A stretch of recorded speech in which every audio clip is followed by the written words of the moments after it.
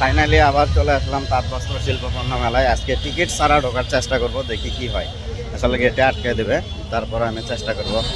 ভাই মেলা তো শেষ, এখন কি টিকিট লাগবে? আচ্ছা, টিকিট ছাড়া ঢোকা যাচ্ছে না, ইউটিউবারকে জন্যও না। আচ্ছা, টিকিট আছে। হ্যালো বগুড়াবাসী, আশা করছি সবাই অনেক ভালো আছেন। একটা কোশ্চেন এত পরিমাণে পেয়েছি যেটা বলার মতো না, যে বগুড়া তাঁত বস্ত্র শিল্প পণ্য মেলা কবে শেষ হচ্ছে। দর্শক বন্ধুরা, আপনাদের সেই কোশ্চেনের উত্তর আমরা অলরেডি পেয়ে গেছি। বগুড়া তাঁত বস্ত্র শিল্প পণ্য মেলা এই মে মাসের 27 তারিখে শেষ হয়ে যাচ্ছে। আর মাত্র হাতে আছে 5 দিন, তারপরেই বগুড়া তাঁত বস্ত্র শিল্প পণ্য মেলা শেষ হয়ে যাচ্ছে। সো যারা এখনও এই মেলায় আসেননি, একবার এসে ঘুরে যেতে পারেন। মেলার শেষ সময়ে এসে মেলায় তেমন মানুষ চোখে পড়ছে না, সব কিছুই কেমন যেন ঢিলাঢালা।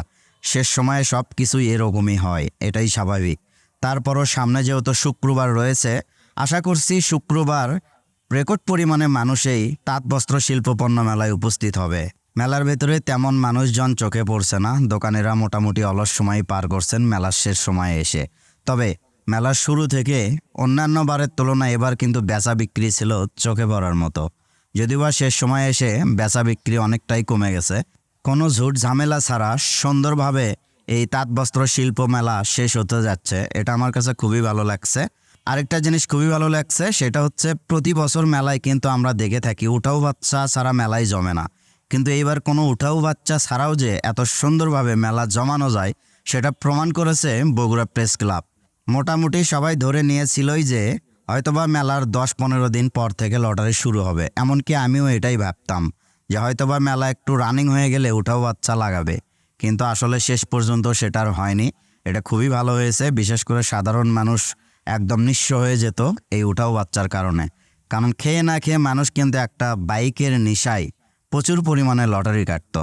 অনেক ঘটনা কিন্তু এর আগে আমরা বগুড়ায় দেখেছি, তো এটা হয়নি, আলহামদুলিল্লাহ খুবই ভালো হয়েছে। লটারি ছাড়াই বগুড়া তাঁত বস্ত্র শিল্প পণ্য মেলা শেষ হয়ে যাচ্ছে, ভালো লাগলো জিনিসটা। আর এটাই হয়তোবা আমার তাঁত বস্ত্র শিল্প পণ্য মেলা নিয়ে শেষ ভিডিও, আর হয়তোবা মেলার কোনো ভিডিও দেব না। অনেকগুলো ভিডিও আপনাদের জন্য তৈরি করেছি, আশা করছি আপনাদের অনেক ভালো লেগেছে। তো এই ভিডিওটি কেমন লাগলো সেটা অবশ্যই জানাবেন। আর মেলায় না এসে থাকলে মেলাটি ঘুরে যেতে পারেন, যেহেতু 27 তারিখে মেলা শেষ। সবাই ভালো থাকবেন, আমার জন্য দোয়া করবেন। নতুন ভিডিও নিয়ে আবারও আপনাদের সামনে চলে আসবো ইনশাল্লাহ।